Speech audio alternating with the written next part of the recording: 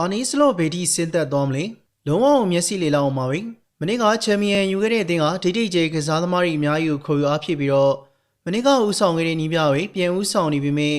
ရလက်ကတော့ပြောင်းပြန်ကြီးထွက်နေတယ်ဆိုတော့ဘယ်သူမှယုံချင်မှာမဟုတ်ပါဘူးဒါပေမဲ့တကယ်ဖြစ်နေပါရီလီဗာပူးရလက်တွေစိုးနေချက်မြင်လို့တော့မကောင်းပါဘူးခေါ်ထားတဲ့ကစားသမားတွေကလည်း PR ရောက်ကိုလိုရောက်သွားတော့တာပါဒီတော့ဟာတချို့ဟာပြီးခဲ့တဲ့ရာသီအောင်မြင်မှုတွေဟာစလော့ရဲ့အောင်မြင်မှုအစစ်မဟုတ်ဘူးကလောနီယာကိုဆက်ခံပြီးတော့သူ့အချိန်နဲ့ဆက်လိန်သွားခဲ့တာလို့ဆိုကြပြန်ပါရီနည်းနည်းတော့နောက်ပြန်လန်တဲ့သဘောဆန်ပြီးတော့သဘောလေးမတူလာပါဘူးကလောရဲ့စီမံတိုင်းဆက်လိန်ရအောင်လေ3-4 ပွဲမှမဟုတ်ဘူး38ပွဲတောင်ကစားခဲ့ရပြီးတော့10လလောက်ကြာတာဖြစ်လို့မနစ်ကအောင်မြင်မှုမှာစလော့ရဲ့ခြေရာလက်ရာတွေကိုညှင်းလို့မရပါဘူးဒီနေ့ကိစ္စကိုဒီနေ့ပဲတက်တက်ပြောကြတာပေါ့ဇလန်အလုံးရဲ့အစမထင်မှတ်ထားတဲ့ပြောင်းရွှေ့ထင်မှတ်ထားတဲ့ပြောင်းရွှေ့ပြူလဲသွားတဲ့ပြောင်းရွှေ့တစ်ခုရဲ့ပုံမှာအခြေခံနေလို့ဆိုလို့ရပါရီအဲ့ဒါတော့ဒီရက်ထွက်သွားတာအာနိုးထွက်သွားတာနဲ့ဂွေဟီကိုမရလိုက်တာပါအလုံးဟာမနစ်ကစနစ်မှာအရေးပါပါရီအာနိုးရဲ့ပေါင်ရင်ပတ်သက်မှုတွေကဆာလာကိုလှုပ်လို့ရှာလို့ရအောင်ဖွင့်ပေးပါရီအာနိုးဟာရီယဲနဲ့ချိတ်ဆက်နေပြီးတော့ထွက်ချင်နေတယ်ဆိုတာအသိသားကြီးပါဒါကိုလီဗာပူးတို့မထိနိုင်ခဲ့ပါဘူးလက်မခံကြည့်မမေဖြစ်နေပြီဆိုတာမြင်နေရတဲ့ကိစ္စပါပဲဒီရက်ကတော့ရောင်းထုတ်မယ်လို့မထင်ခဲ့ဘဲနဲ့ရောင်းထုတ်တော့လေဒီလောက်ထိတက်ရောက်မှုကြီးမယ်လို့ထင်ခဲ့ကြမှာမဟုတ်ပါဘူး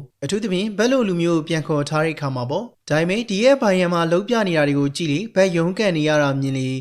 ဒီပြောင်းရွှေ့ရဲ့တက်ရောက်မှုကိုတေချာမတွက်ဆနိုင်ခဲ့တာမြင်သာလေပါဂွေကိစ္စတော့အရေးတော်လေးကိုကြီးပါတယ်တကယ်ဆိုလီဗာပူးတို့ဘာကြောင့်မလို့တိုက်စစ်ပိုင်းကိုငွေပေါ်သုံးခဲ့တယ်လဲဆိုတာနားလည်လို့တော့ရပါတယ်သူတို့တိုက်စစ်ကတကယ်ကိုပဲပြန်သွေးသက်လောင်မှုလိုတဲ့ကာလမှာပါဆာလာကြလာနေပြီအခုဆိုရင်တိတာလုံးလို့ရင်ကမိုးဆာလာကိုမြေတဖဖလုံနေတဲ့သူတွေကပဲသူပိုင်ညွန်ညင်ကုန်ပြီတိုက်စစ်မှုနည်းချက်ကလည်းအားကိုလို့မရတော့အဲဒါကြောင့်သူတို့တိုက်စစ်ကိုချန်ပီယံဖြစ်ပြီးတဲ့နောက်ဟာဒီမှာပုံဝဖို့ရွေးချယ်လိုက်တာဗန်နာကြီးရရောဖီအားစီမံခန့်ခွဲမှုမှာရောကောင်းတဲ့အတွေ့ပါပဲ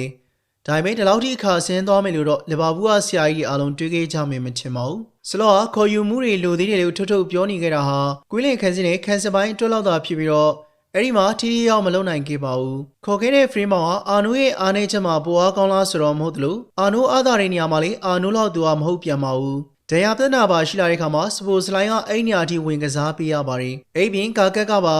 ဘုံဘုံကချီမန်ပြန်မရတော့နောက်တန်းအထိုင်တစ်ခုလုံးကပြဿနာတက်နေပြီးတော့အဲ့ဒါကိုပြင်မှုစူးစမ်းရင်းနဲ့ချိန်မှုစူးစမ်းရင်းကစားကွက်ကြီးကအပြားလိုက်ကြီးဖြစ်နေတယ်လို့ဖန်တီးမှုပိုင်းမှာလေတီးတီးတက်တာကိုကြာဆင်းသွားပါရီလာမယ့်ဆောင်းစည်းကွက်မှာဆလော့ကိုမထုတ်သေးရင်တော့လူဝယ်ဖြစ်ပြီးဖို့လိုနေပြီးတော့နေရာမှန်ကိုလူမှန်ဖြစ်နိုင်တော့ပြန်တက်လာဖို့မြင်ပါရီမဟုတ်ဘူးဆိုရင်တော့တတော်ကိုခက်ခဲမဲ့ရာသီတစ်ခုပါပဲပွဲတွေကလည်းကဲရမှများတယ်မဟုတ်လား